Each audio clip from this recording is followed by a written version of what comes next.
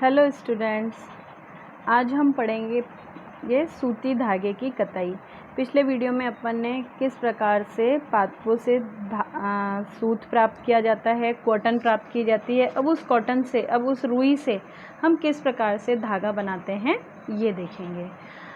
इसमें अपन देखेंगे कि किस प्रकार से आपने घरों में देखा होगा कि जब आप रुई लेते हैं आरती के लिए, जब दिया बनाते हैं, दिए के लिए जब बत्ती बनाते हैं, तो उसमें आप रुई लेते हैं, उसको दोनों हाथों से पकड़ के खींचते हैं और फिर हाथ से उसको बटते हैं तो बत्ती बन जाती है। तो इसी प्रकार से अगर उस धागे को और उस रुई को और ज़्यादा हम खींचते हैं तो धीरे धीरे क्या बन जाता है, धागा बनता है।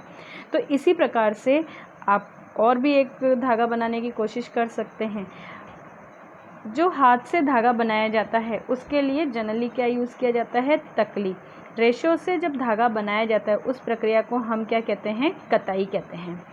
और इस प्रक्रिया में रुई का जो टुकड़ा लिया जाता है, रुई का एक अपन जो पुंज लेते हैं, उसमें से धीरे धीरे से धागों को, रेशों को खींचते हैं और फिर उनको ऐंठते हैं, यानी हाथ से मसलते हैं, जिससे कि रेशे पास पास आ जाते हैं और धागा बन जाता है या ऊन बन जाती है या धागे बन जाते हैं।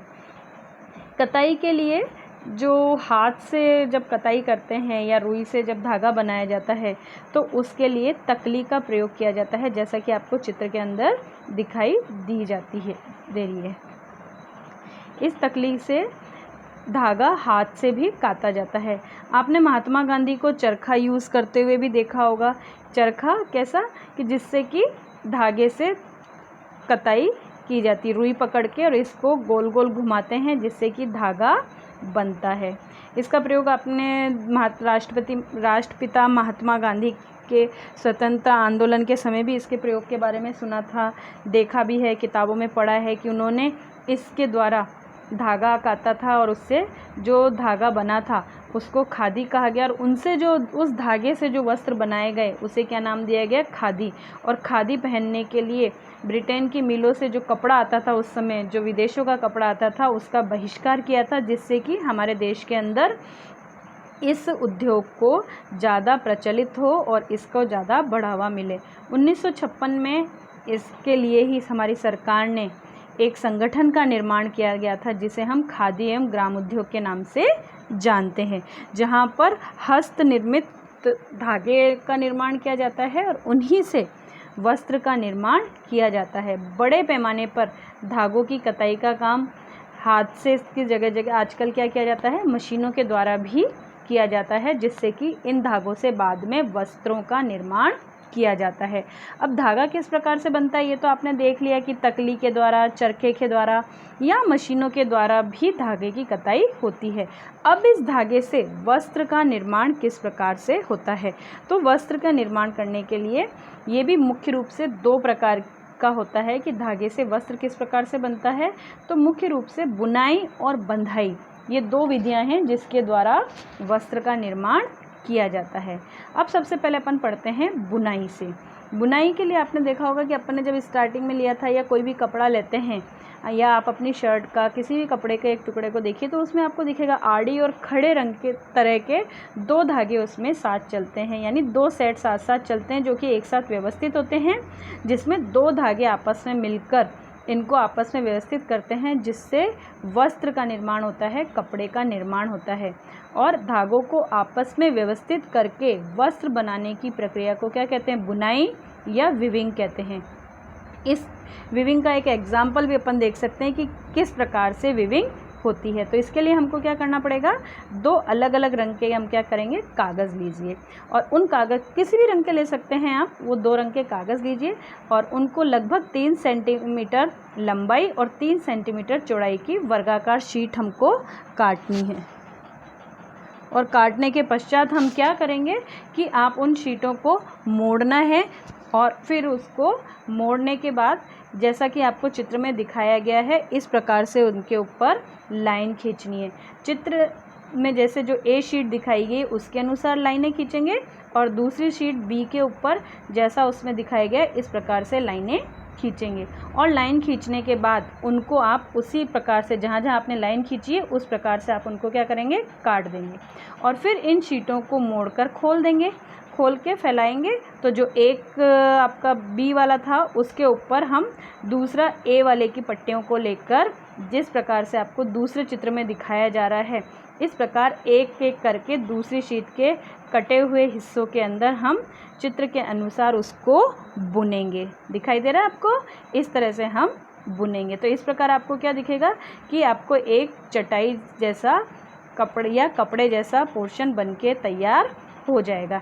ये तो अपन ने समझने के लिए क्या, तो कपड़ा, ये जो कागज़ की पट्टियाँ ये क्या मोटी मोटी है, लेकिन धागा क्या होता है, पतला होता है। और इसी ढंग से जैसा अपन ने अभी ये ऊपर बनाया कागज़ की पट्टियों से बुनाई करी, इसी प्रकार से धागे की 2 सेटों को बुनकर वस्त्र बुने जाते हैं, और जो कि वास्तव में इन्हीं कागज़ की पट्टियों की तरह होते हैं, लेकिन बस क्या होते हैं, पतले होते हैं।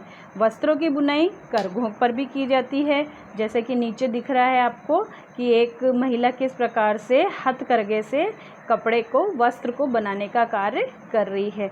वर्तमान में अगर अपन आज देखें तो फैक्ट्रीज़ के अंदर मशीनों के द्वारा भी कपड़े का निर्माण किया जाता है। पहले हथकरघे से इस प्रकार से घरों पर कपड़ा बुना जाता था। आज भी कई जगह पर हथकरघों के द्वारा विशेष रूप से कपड़े का निर्माण किया जाता है।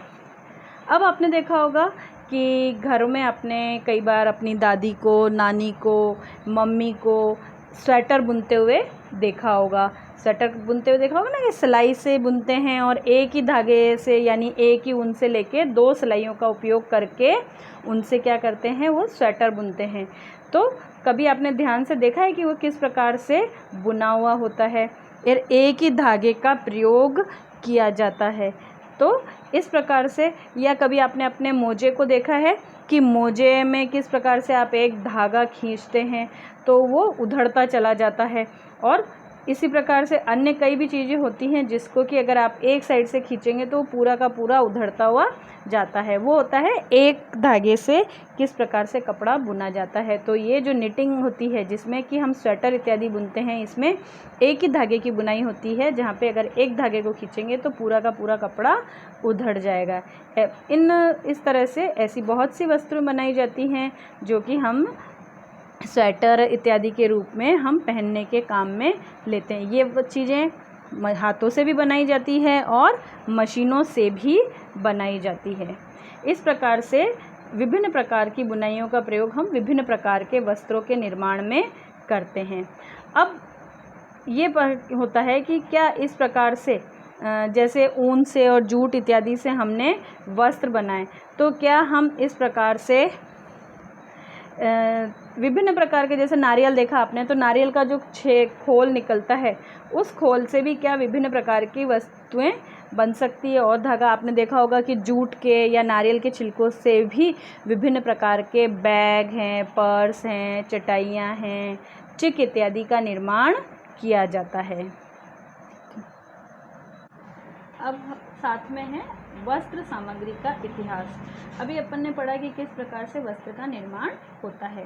तो अब आता है कि जो ये वस्त्र है हमने कब पहनना शुरू किया, सबसे पहले कैसे इस वस्त्र का निर्माण हुआ, या किस प्रकार से हमने इसको ढूंढा कि किस प्रकार से वस्त्र का निर्माण हुआ और किसने सबसे पहले पहना।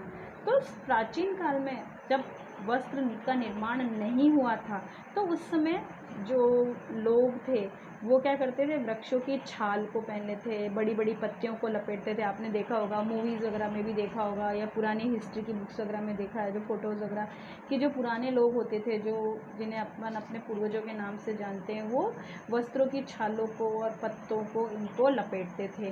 फिर कुछ समय बाद जंतुओं की खाल को भी अपने लपेटे हुए देखा है कि ऋषि मुनि वगैरह जानवरों की छालों का भी उपयोग करते थे, उनको भी शरीर को, क्योंकि तब तक कपड़े का विकास नहीं हुआ था, निर्माण नहीं हुआ था, तो वो इन्हीं से अपना शरीर ढक के काम करते थे।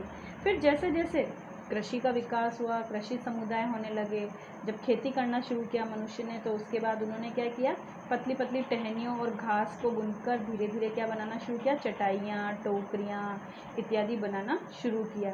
फिर धीरे धीरे जब लताओं का, यानी जो बेल होती है, बेल से, जंतुओं के बालों से, इन सब चीज़ों को आपस में खींच कर ऐंठन देके लंबी लंबी लड़ियाँ या मोटे धागे का निर्माण करना शुरू किया और फिर उससे क्या बनाने, वस्त्र बनाने शुरू किए और फिर उन वस्त्रों को पहनना शुरू किया, उन्हें बिना सिलाई के, क्योंकि जब तक सिलाई का, सुई का विकास नहीं हुआ था तब तक वो क्या करते थे, इन्हीं के द्वारा बने हुए वस्त्रों को, बड़े बड़े वस्त्रों को बिना सिलाई के ही अपने शरीर के विभिन्न अंगों के ऊपर ढककर, लपेटकर उनको पहनने का काम करते थे। फिर जब धीरे धीरे सिलाई के मशीनों का, सुइयों का निर्माण होना शुरू हुआ तो फिर वो उसके बाद उन्हें सिल कर पहनने लगे। जब तक उनको सिलाई, क्योंकि उस समय तक सिलाई करना नहीं आता था, सिलाई के विभिन्न औजार उपलब्ध नहीं थे, तो वो उनको क्या करते थे, खाली लपेट कर पहन लेते थे। जब सिलाई की सुई का आविष्कार हो गया तो उसके बाद लोगों ने क्या किया, वस्त्रों को सिलाई करके कपड़े पहनना शुरू किया और इस आविष्कार के बाद कपड़ों के अंदर क्या, बहुत सारी विभिन्नताएं आने लगी, क्योंकि उसके बाद ही धीरे धीरे अलग अलग प्रकार के सिले हुए कपड़े पहनने लगे।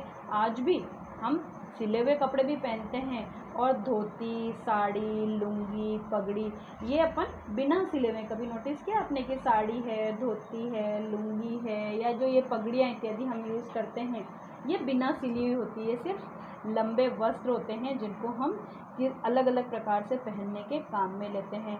और सिले हुए वस्त्रों में तो आपको पता ही है, पैंट, शर्ट, ड्रेस, सूट, अलग अलग प्रकार के ब्लाउज, मतलब हर अलग अलग प्रकार के, विभिन्न प्रकार के वस्त्रों को हम पहनते हैं सिलने के बाद। अब इसी प्रकार से जैसे खाना हमारे देश में या विदेशों में अलग अलग प्रकार की विभिन्नताएं देखने को मिलती है, ठीक इसी प्रकार से जो कपड़ा है वो भी क्या होता है, विभिन्न प्रकार से पहनते हैं, अलग अलग प्रकार से सिलाई होती है, अलग अलग राज्यों में अलग अलग प्रकार की वेशभूषा होती हैं। जो आपने देखा होगा, राजस्थानी ड्रेस अलग होती है, गुजराती अलग होती है, असम, मराठी, केरल, हर जगह अलग अलग प्रकार के विभिन्नताओं के साथ सिले हुए कपड़े पहने जाते हैं। अब इसी के साथ साथ अब यहाँ पर अपन की विभिन्न प्रकार की जो विविधताएं पाई जाती है उनके बारे में मैंने आपको बताया। यहाँ पर अपना लेसन ख़त्म होता है। इस पूरे लेसन में अपन ने क्या पढ़ा कि किस प्रकार से कपास से हम उसको ओटते हैं, ओटने के बाद उससे रेशों का निर्माण किया जाता है, उन रेशों से फिर कताई की जाती है और कताई करके धागे बनाए जाते हैं और धागे से बुनाई और बंधाई करके वस्त्र का निर्माण होता है और फिर उस वस्त्र से विभिन्न प्रकार की सिलाई कर हम वस्त्र पहनते हैं। Thank you.